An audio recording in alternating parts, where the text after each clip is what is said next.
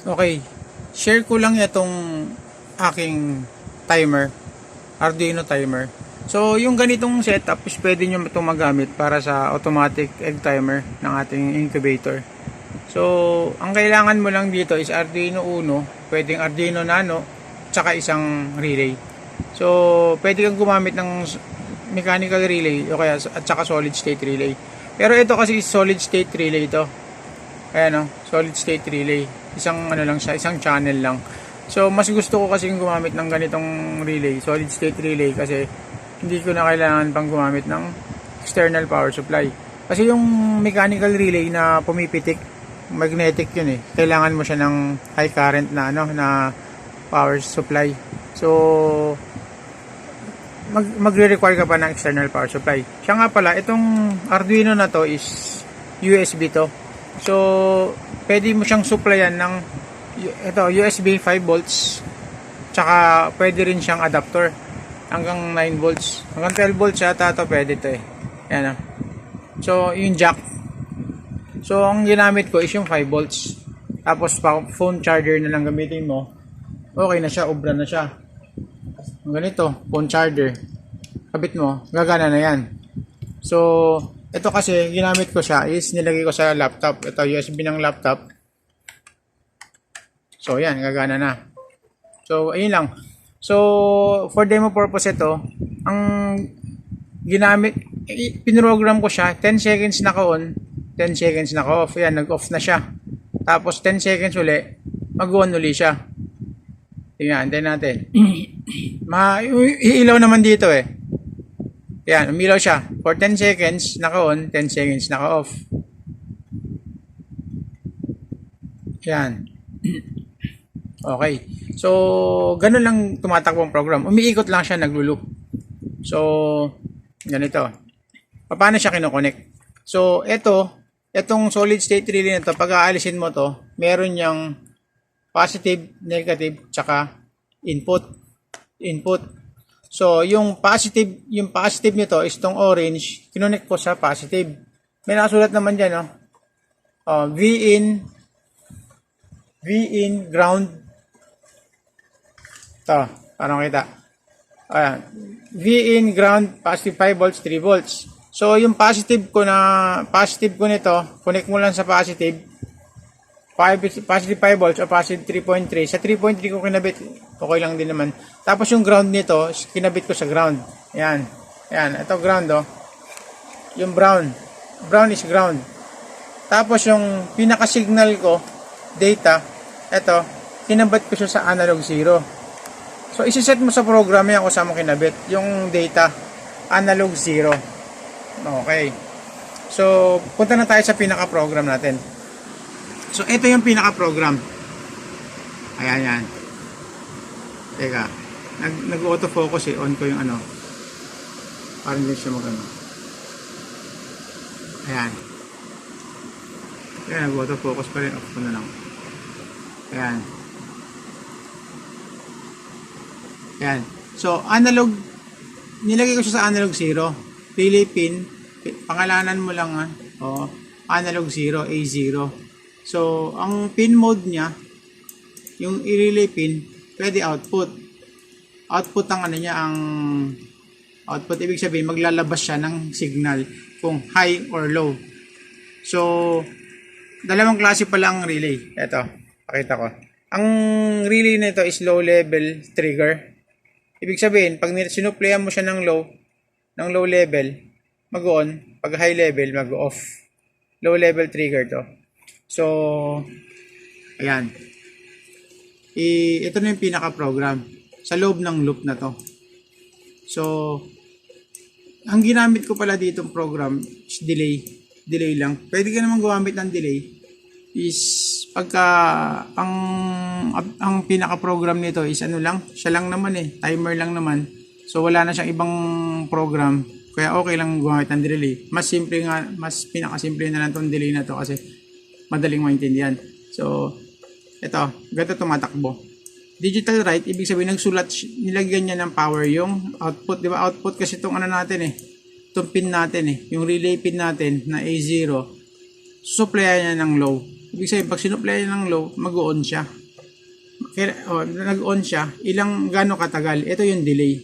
10,000 is 10 seconds. So, mag-on siya ng 10 seconds. After ng 10 seconds, magra-write uli siya. I-high naman niya. Ibig sabihin ng high, i-off niya. Naka-off siya na ng 10 seconds naman din uli. So, kaya yung tumatakbo yung program ko. Tumatakbo yung program ng 10 seconds naka-on, 10 seconds naka-off. Halimbawa, kung gusto mo siyang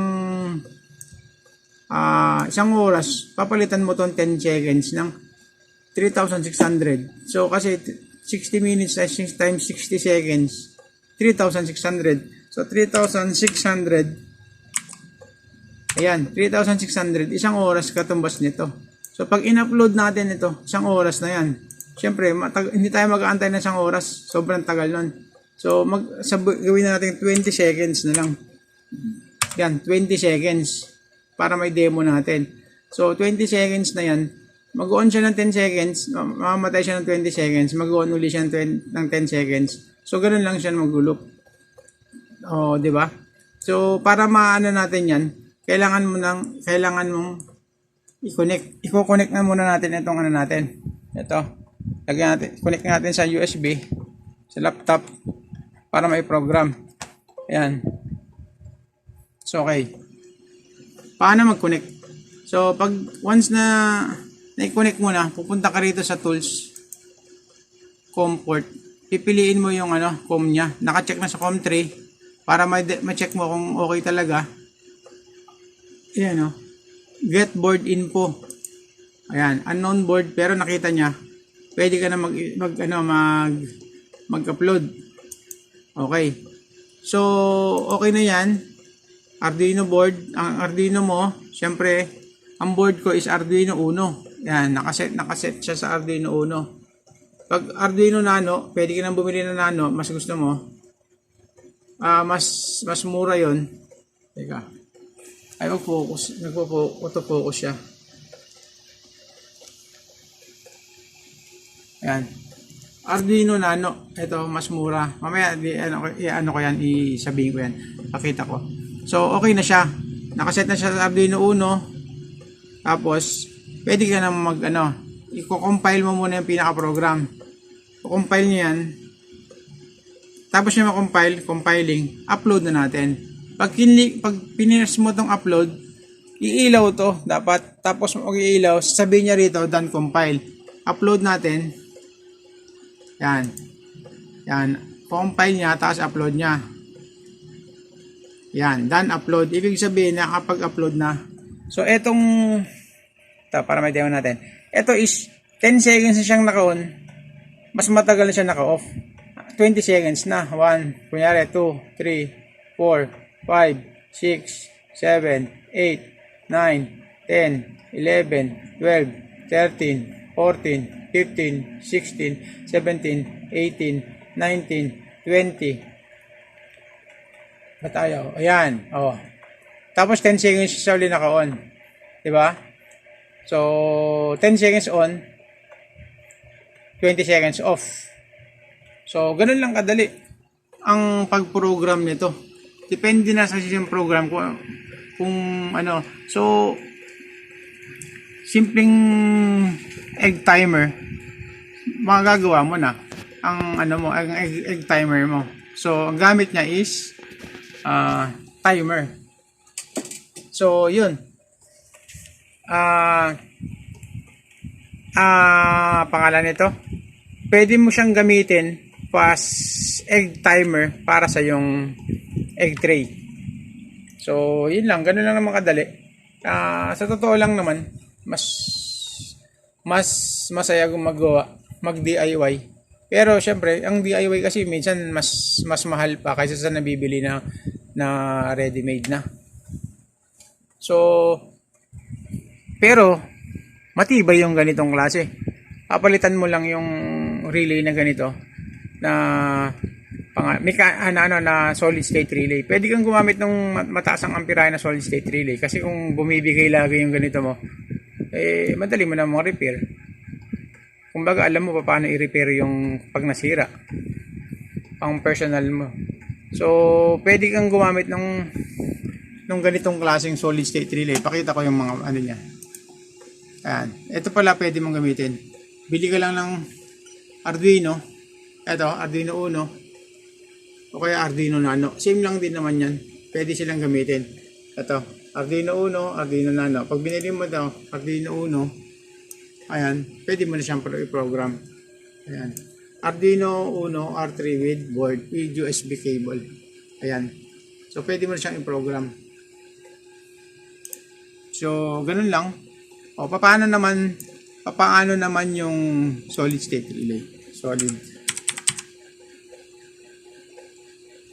Solid state relay. Yan. Pwede may control tong ganitong klaseng solid state relay.